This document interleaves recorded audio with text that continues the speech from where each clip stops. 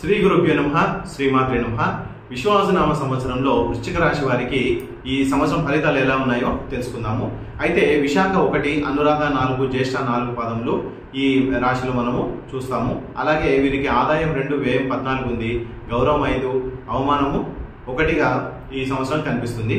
అయితే వీరికి శుభాశుభ ఫలితాలు అనేవి మిశ్రమంగానే ఉన్నాయి. ప్రతి రాశిలో చెప్తున్నట్టు దీంట్లో కూడా శుభాశుభ మిశ్రమాలు అనేవి సమానంగానే ఉన్నాయి.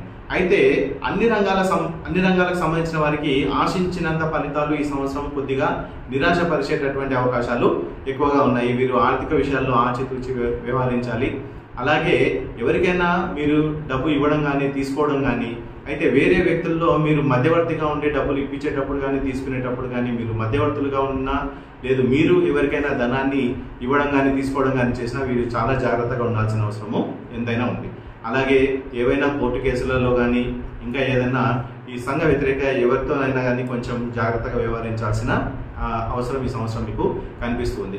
మీ ప్రమేయం లేకపోయినప్పటికీ మిమ్మల్ని ఏదైనా విషయంలో మధ్యలోకి లాగడం అనేది ఈ సంవత్సరం కొద్దిగా గోచరిస్తుంది. కాబట్టి ఈ విషయాల్లో కొంచెం జాగ్రత్తగా ఉండాల్సిన అవసరం ఉంది. తరచూ ఉద్యోగాలు మారడం అనేది ఈ సంవత్సరం మీకు అంతగా కలిసి రాదు. ఏదైనా ఉద్యోగాన్ని కొద్దిగా మీకు ఉన్నటువంటి అవకాశాలని సద్వినియోగం చేసుకోండి. పై అధికారులతో కొంచెం జాగ్రత్తగా ఉండాల్సిన అవసరం ఉంది. మీ సహోద్యోగులతో కూడా జాగ్రత్తగా ఉండాల్సిన అవసరం ఉంది. అలాగే మీరు కోరుకున్నటువంటి ప్రమోషన్స్ రాకపోయినా, లేక మీరు ఆశించిన ఫలితాలు మీ ఉద్యోగంలో రాకపోయినా కొద్దిగా మీరు పేషెన్స్తోని ఎక్కువగా ఉండాల్సిన అవసరం ఉంది. సహనాన్ని కోల్పోకుండా ఈ సంవత్సరం మీరు మీ యొక్క మాట తీరులో కానీ, మీ యొక్క ప్రవర్తన తీరులో కానీ ఎదుటి వారితో కొంచెం జాగ్రత్తగా ఉండాల్సినటువంటి అవసరము ఎంతైనా ఉంది. చేతి వృత్తుల వారు, మిగతా వారు ఏదైనా చేస్తున్న వారు కూడా కొంచెం మంచిగానే ఉండాల్సినటువంటి అవసరం ఉంది.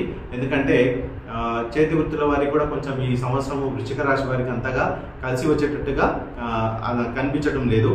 అయితే తల్లి లేదా తండ్రి తరపు బంధువులతో కొంచెం ఏదైనా మీకు చిన్న చిన్న మనస్పర్ధలు, భేదాభిప్రాయాలు వచ్చే అవకాశం ఉంది. కాబట్టి దాన్ని కూడా చూసుకోవడము చాలా మంచిది. అలాగే విదేశీయాన ప్రయాణాలు లేదా అక్కడ విద్యను అభ్యసించడానికి కానీ, ఉద్యోగం కానీ ఈ సంవత్సరం అంతగా కలిసి వచ్చేటట్టుగా మీ వృశ్చిక రాశిలో అంతగా కనిపించడం లేదు. అయితే విష్ణు సహస్రనామాలు జపించడము, అలాగే దుర్గాదేవి స్తోత్రాన్ని పఠించడం అనేది వృశ్చిక రాశి వారికి చెప్పదగిన సూచన.